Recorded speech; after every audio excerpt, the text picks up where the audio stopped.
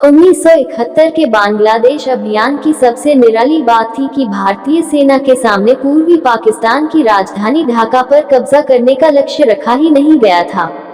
भारत की रणनीति थी कि पूर्वी पाकिस्तान की अधिक से अधिक जमीन पर कब्जा करके वहां पर बांग्लादेश की सरकार स्थापित की जाए ताकि भारत आए 1 करोड़ शरणार्थियों को वहां वापस भेजा जा सके। मिलिट्री ऑपरेशन के महानिदेशक मेजर जनरल के सिंह ने युद्ध की जो योजना बनाई थी उसके 3 बिंदु थे। श्रीनाथ राघवन अपनी किताब 1971 a global history of the creation of Bangladesh में लिखते हैं, योजना का पहला उद्देश्य था पूर्वी पाकिस्तान के 2 बड़े बंदरगाहों चिटगांव और खुलना पर कब्जा करना ताकि और पाकिस्तानी सैनिक वहां न उतर सके। दूसरा लक्ष्य था उन जगहों पर कब्जा करना जहां से पाकिस्तानी बल एक जगह से दूसरी जगह पर न जा सके। वो आगे लिखते हैं, तीसरा उद्देश्य था पूर्वी पाकिस्तान को छोटे छोटे हिस्सों में बांट देना ताकि भारतीय सैनिक एक एक कर उन्हें अपने नियंत्रण में ले सकें। ढाका पर कब्जा करने की बात सोची जरूर गई थी, लेकिन उसे जरूरत से ज्यादा महत्वाकांक्षी मानकर छोड़ दिया गया था। जेकब का मानना था कि ढाका पर कब्जा करना भारतीय सेना का मुख्य उद्देश्य होना चाहिए था। जेकब अपनी किताब सरेंडर एट ढाका में लिखते हैं, लड़ाई से कुछ महीनों पहले मैंने पाकिस्तानी ठिकानों को बाईपास कर सीधे ढाका कूच करने की योजना को अंतिम रूप दिया था, लेकिन जब मानेकशॉ और के सिंह पूर्वी कमान के मुख्यालय पर आए थे तो हमारे मतभेद खुलकर सामने आ गए थे। वो आगे लिखते हैं, जब के सिंह ने अपना प्लान सामने रखा तो मैंने कहा कि ढाका पूर्वी पाकिस्तान का जियोपॉलिटिकल हॉट है। हम पूर्वी पाकिस्तान पर कब्जे की बात ढाका पर कब्जा किए बिना नहीं सोच सकते।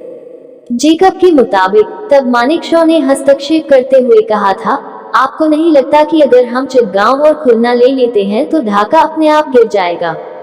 मैंने कहा, मैं इससे सहमत नहीं हूँ। मैंने फिर दोहराया कि हमारा मुख्य उद्देश्य ढाका पर कब्जा होना चाहिए। इस पर मानेकशॉ ने कहा कि ढाका हमारी प्राथमिकता नहीं है, मैं इस पर कब्जा करने के लिए अतिरिक्त सैनिक नहीं दूंगा।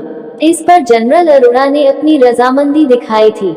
1971 की लड़ाई के 50 वर्ष पूरे होने के बाद भी बहुत से पश्चिमी लेखक भारत की निर्णायक कूटनीति और मुक्ति वाहिनी को प्रशिक्षित करने का श्रेय भारत को नहीं देते, लेकिन उनमें इस बारे में एक राय है कि इस मौके पर भारत के राजनीतिक दलों के आपसी मतभेद होने के बावजूद पूरा देश एकजुट था।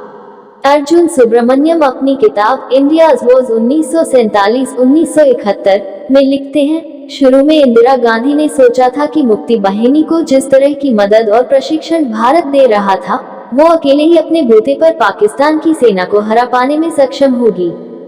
वो आगे लिखते हैं, लेकिन उन्होंने इस बात का अंदाजा नहीं लगाया था कि पाकिस्तान की सेना की निर्दयता बढ़ती चली जाएगी और भारत में आने वाले शरणार्थियों की संख्या बढ़ती चली जाएगी। जब नवंबर आते आते भारत में पूर्वी पाकिस्तान से आए शरणार्थियों की संख्या 1 करोड़ पार कर गई और पूरी दुनिया ने इसे रोकने की कोई कोशिश नहीं की तो भारत के पास पाकिस्तान से पूर्वी सीमा पर युद्ध करने के अलावा कोई विकल्प नहीं बचा। जब नवंबर आते आते भारत में पूर्वी पाकिस्तान से आए शरणार्थियों की संख्या 1 करोड़ पार कर गई और पूरी दुनिया ने इसे रोकने की कोई कोशिश नहीं की तो भारत के पास पाकिस्तान से पूर्वी सीमा पर युद्ध करने के अलावा कोई विकल्प नहीं बचा।